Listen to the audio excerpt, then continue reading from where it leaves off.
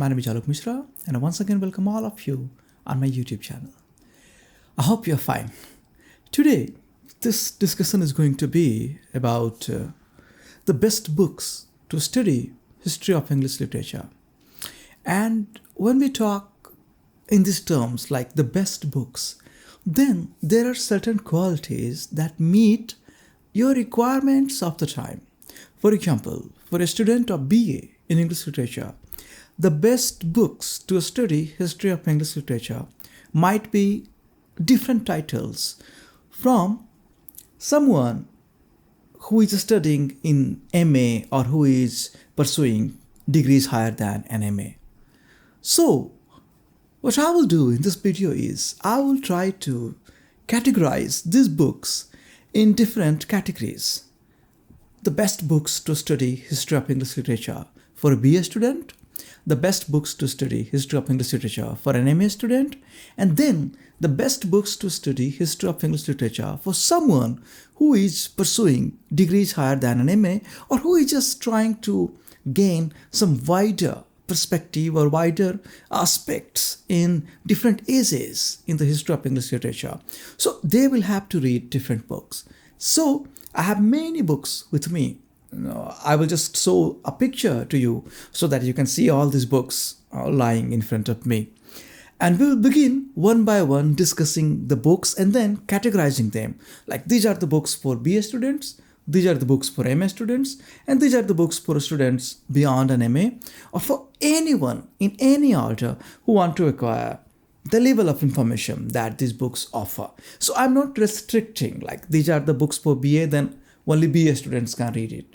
An MA student or anyone can read it. And likewise, the books that I would recommend for an MA student can be read by anyone. But normally, it would be good for that level of a student. So if you think like you want to gain knowledge or you want to gain perspectives more than you already have, then you can read any books as per your will. So we'll begin discussing about these books and categorizing them one by one in this video. Let's begin with the books that will be good for the students who are just beginning their ventures in English literature, that is, the students studying in BA. So now, what does a student studying in BA in English literature need? First of all, the basic requirements, as I have experienced myself during my days of BA, is that one needs to have an outline, an overview of the idea of English literature. So let's begin with the idea itself.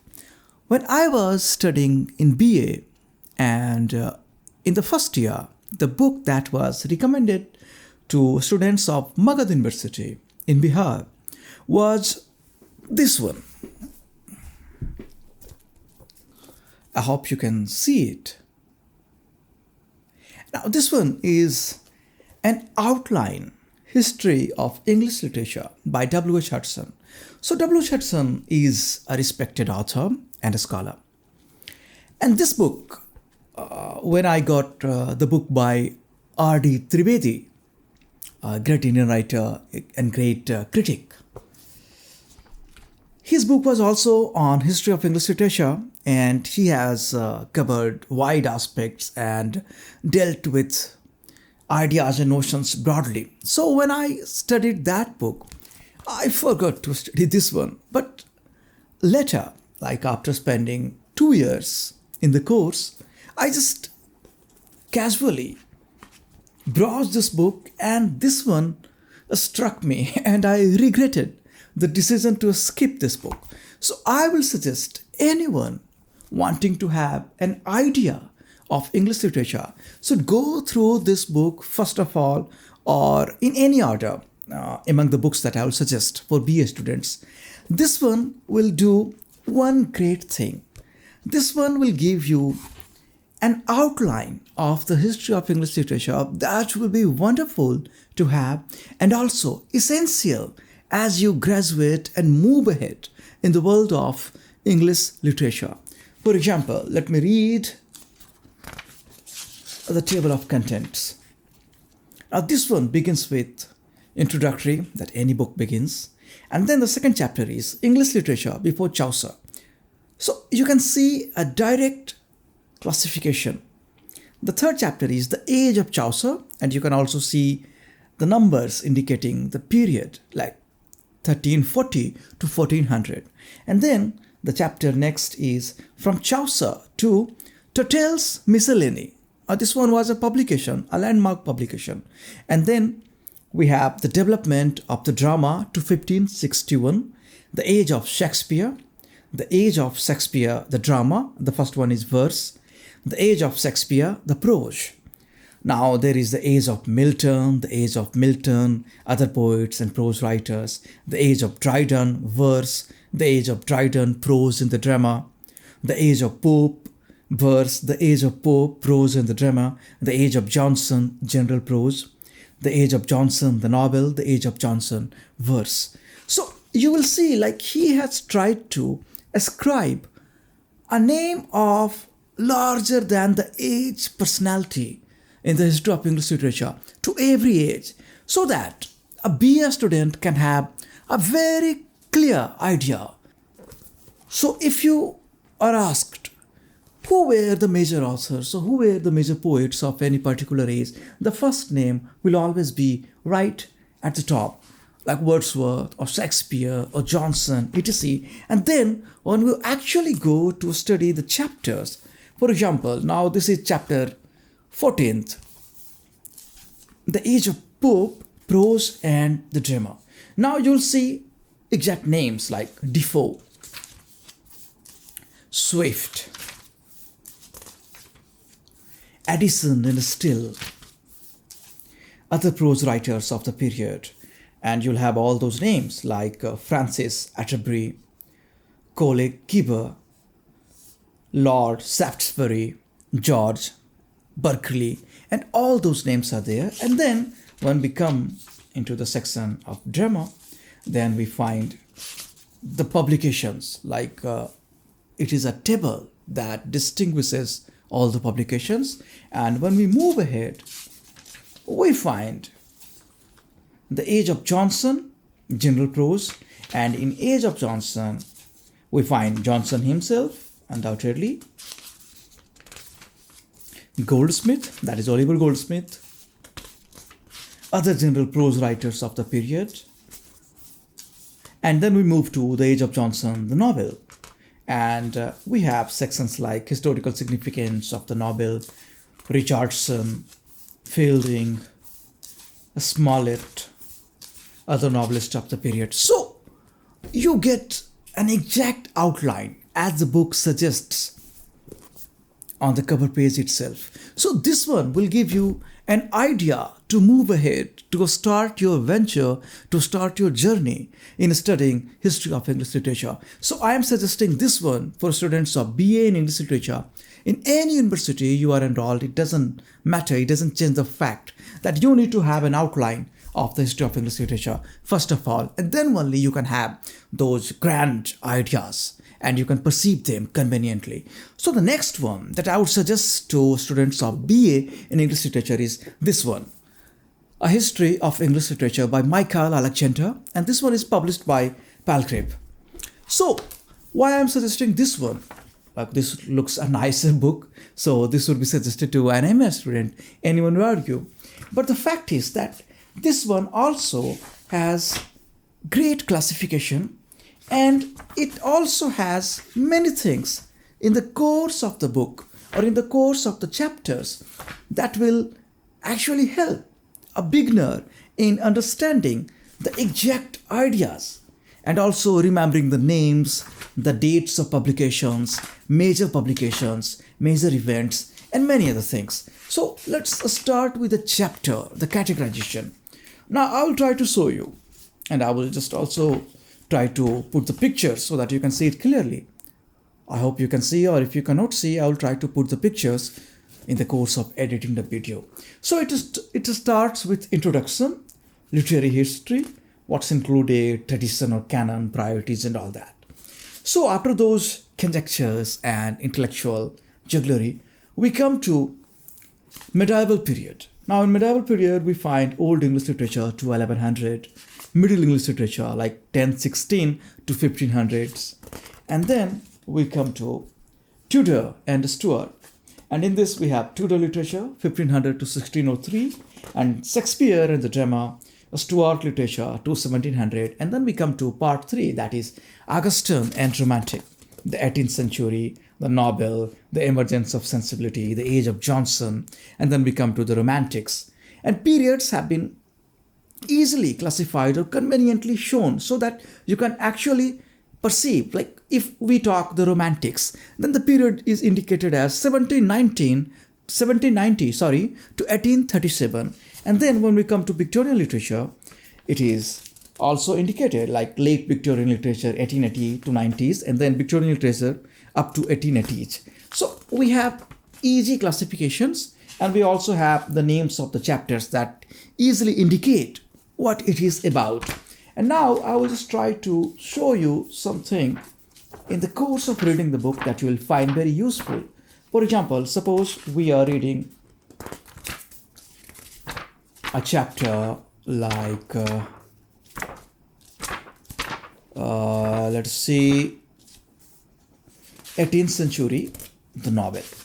Now we are in the section, like the chapter is the 18th century, and everything is there. In fact, not only novels, but everything is there. So I will just try to show it to you. Now see, now this page, like when the chapter begins, you will see on the left side of the page, maybe the right side of the page from that side, you will see all these things. Like these are the indicated chapters or indicated content that you'll find in the course of your reading. And then it reads like the 18th century, the Enlightenment, Sense and Sensibility, Alexander Pope, 18th century civilization, Joseph Edison, Jonathan Swift, Alexander Pope, translation as tradition, the Reap of the Lock, mature verse, John Gay, Lady Mary, Wortley, Montagu, the novel, and we find Daniel Defoe, Cross Currents, Samuel Richardson, Henry Fielding, Thomas Smollett, Lawrence Stern. So we have the names and the classification and also the names of the major figures.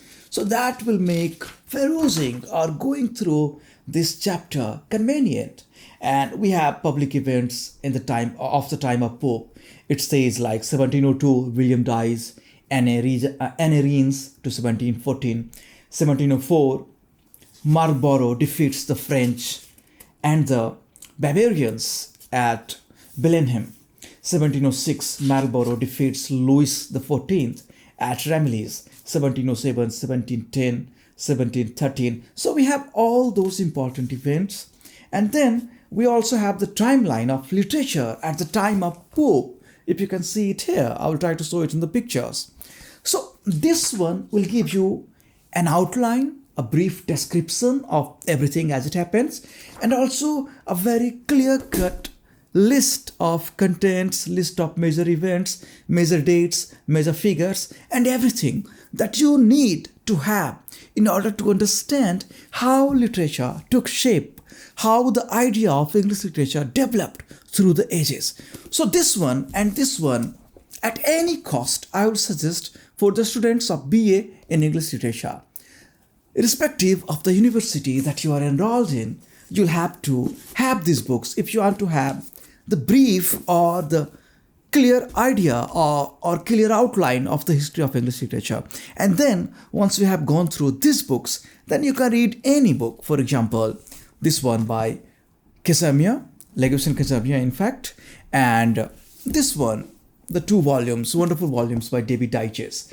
So once you have the outline, once you have the idea of the development of history of English literature, names of the important figures, names of all the ages, and also the classifications or divisions of the history in different sections, then you can read any book, and then you can try to build your intellectual corpus, and then you can try to build your response to the history of English literature.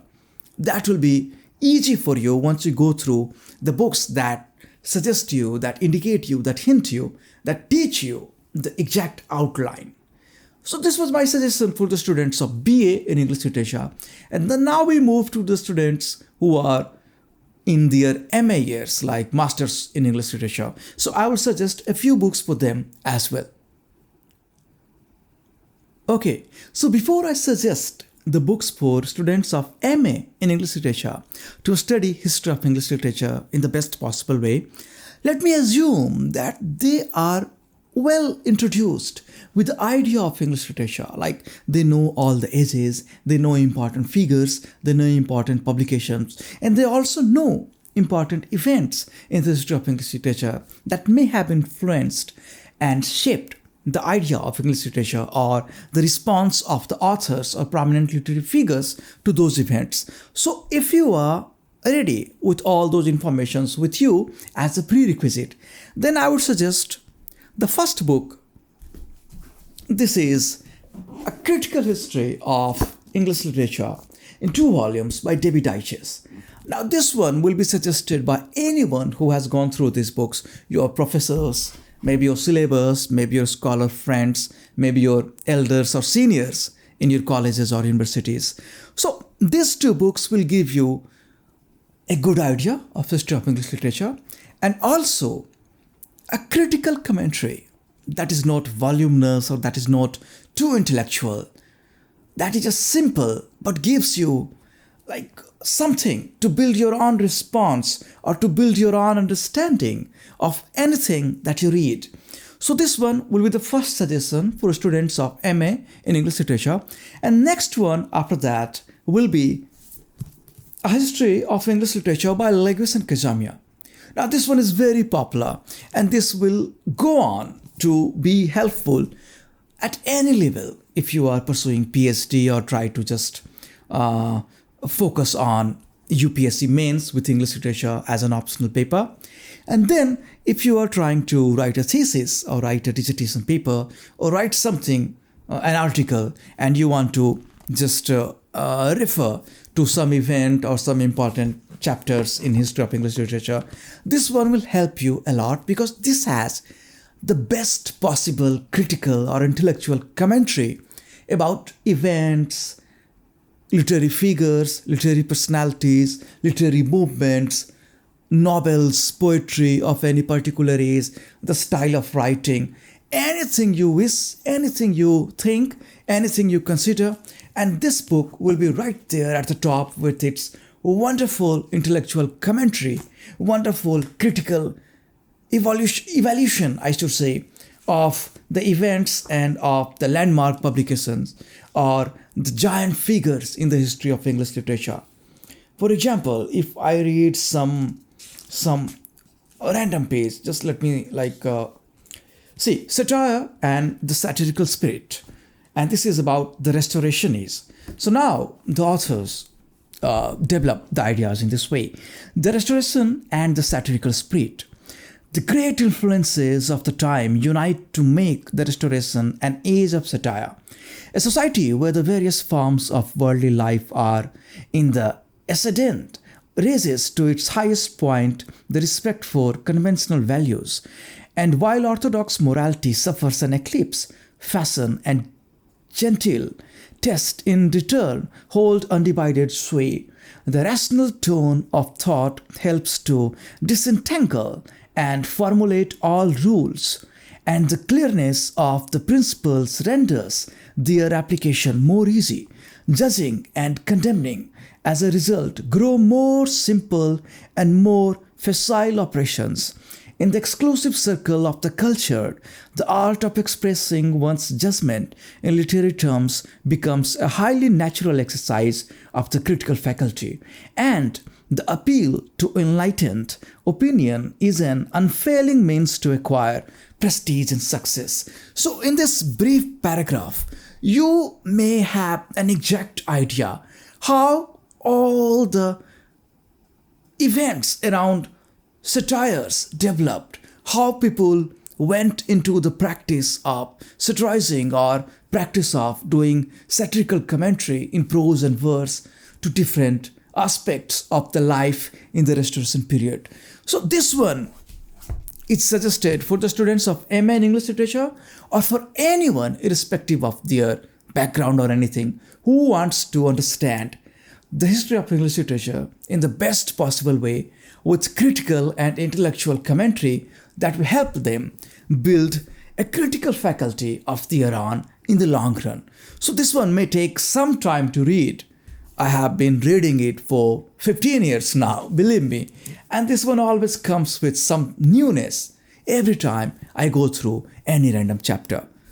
Like right now, when I read the paragraph about satire and satirical spirit, it was just like a natural experience to have something new, have the tendency to find something new. Because Lagos and Kazamia's commentary is the best. I have repeated it many times in the course of this conversation. And let me assure you, this is the best. You'll find it the same way. And then after recommending these two books like David Dyches and Lagos and Kazamia, I have a few more books for the students of MA in English Literature. If you can source these books, like this one is a short history of English literature by I. Evans. And the commentary is something that is prejudiced, biased, or maybe egoistic. But this one will challenge your notions about the popular literary figures. Because I. Evans not only gives you an idea or the outline of history of English literature, he also gives you insights. And by insights, I mean literally and metaphorically, insights into the world of literary figures and literary personalities. And this one has the best possible commentary to challenge your own perceptions and ideas or experiences studying history of English literature in any other book. For example, now let's try to read a simple paragraph from this book and see what I'm trying to suggest. And I. Evans wrote about Tennyson. So he starts, Tennyson, and in ellipsis 1809 to 92, has been so much abused in the generations after his death that it is well to attempt to see his performance with justice. Fortunately, in the 60s, much in this direction has been achieved. His biography has been more fully presented, and he has emerged as a sympathetic figure, even though complex and certainly less stable than his Victorian image. The becloaked laureate, or the talkative figure sitting late over his dinner table with his overfilled pipe, and his poetry represents less the truth than the high-strung, nervously susceptible introvert. His poems have been brilliantly re-edited by Christopher Ricks, who has been given access to the unpublished manuscripts at Trinity College, Cambridge. All this has led to a fuller understanding of the man and of his work. Even in the decades when Tennyson was under attack, no one has denied him a most perfect control of the sound of English, an impeccable ear, and a consummate choice and taste in words. Indeed, his early lyrics seem to exist only to weave patterns of words like tapestries, or to create tonal and verbal rhymes, delicate and faultless. The charge could be made that the words were too good for the meaning which they contained, compared with any one of his predecessors. In the Romantic period, he lacked originality and depth, and many of his poems in the volumes of 1830 and 1833 have a certain vacuity. The charge would not be equally just if made against poems of 1842, and here in poems such as Ulysses, he combined all his early felicity with a theme symbolizing and romantic conception of the heroic spirit. So this a description of Tennyson, and likewise of any other poets, any other authors, dramatists, and prose writers, will actually give you some insights into the world of these people, and also a brief criticism that you necessarily should go through other than reading all those praises and high standards set by the books that earlier suggested. So this one challenges your own notions and perceptions so that you don't find yourself locked in your own perception or in your own case of ideas in response to certain people, certain ages, certain episodes in the history of English literature. So this one is necessary reading for any student studying in MA only after going through the books, all of them or any one of them that I have suggested earlier. So this one will just challenge you, try to give you some altered perspectives to think about. And then after this book, I have these wonderful books. I only have been able to source these 4 volumes of this great Pelican Guide to English Literature, edited by the great Boris Ford. So this one has some widely praised and appreciated commentary upon the works of literature, upon the principal figures of literature, also the development of essays and ideas in the history of English literature. So after these books, the books come next in the category that are helpful for the students who are aspiring to qualify the NET examination. And like many times in the past, in different videos I have done, this one will be the best pick. Like History of English Literature by Edward Albert. You can have the fifth, or if latest editions are there, then those editions. This one will give you the exact idea that you are looking to answer those objective questions. And this one also takes help of these literary charts, important figures, important dates, important publications and all that. And you get the brief ideas about the works of literature, principal figures of literature, the ideals and the aspects, perspectives and thoughts, and how these things develop through the years, through the centuries and decades. So this one will be the first pick for anyone who is trying to qualify the NET examinations. And you can combine this one with this book. Once again, Paul Graves' History of English Literature, written by Michael Alexander. So these two books will help you navigate through those risky lanes of ideas in brief with facts and figures that will help you remember the important things when it comes to answering those objective questions in the NET examinations. Now, when you have gone through those books, like in suggested order, in BA you go through these books, in MA you go through these books, later you can read any book as per your choice, as per your requirements. But if you want the names or the titles of some more books, then I have this wonderful book with me, The Short History of English Literature, published by Oxford and written by Andrew Sanders. Now this one is also popular and famous with its objective and neutral commentary, and also some peculiar thoughts on the works, on the essays, on the aspects of English literature. And after Andrew Sanders, I would suggest you going through this George Sampson written The Cambridge History of English Literature. Now this one was first published in 1941, and then later it has been revised through the ages. I have this particular edition with me, which is, let me tell you the year, like this is 2006 reprint of this Cambridge History of English Literature. And this one also has some wonderful commentary and then different art style or different ideas in classifications of history of English literature. Like the ages are same, important aspects are the same, but the author, Sampson, has some different ideas when it comes to describing the movements, describing the literary revolutions, or describing the literary responses to particular theories or ideas in the past. For example, how Romantic literature responded to the literature before that, that is a neoclassical or strictly formal literature. How modern literature, that is the literature of the 20th century, responded to the literature before that.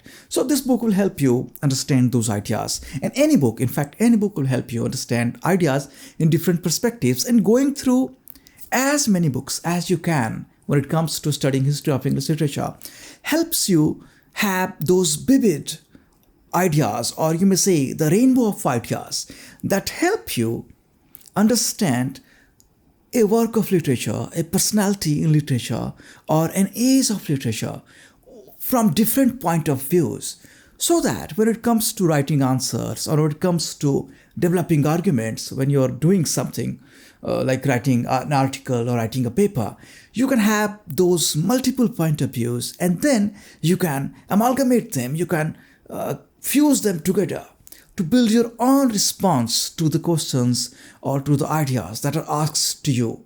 Like describe the age of reason, or describe the romantic age with XYZ perspective.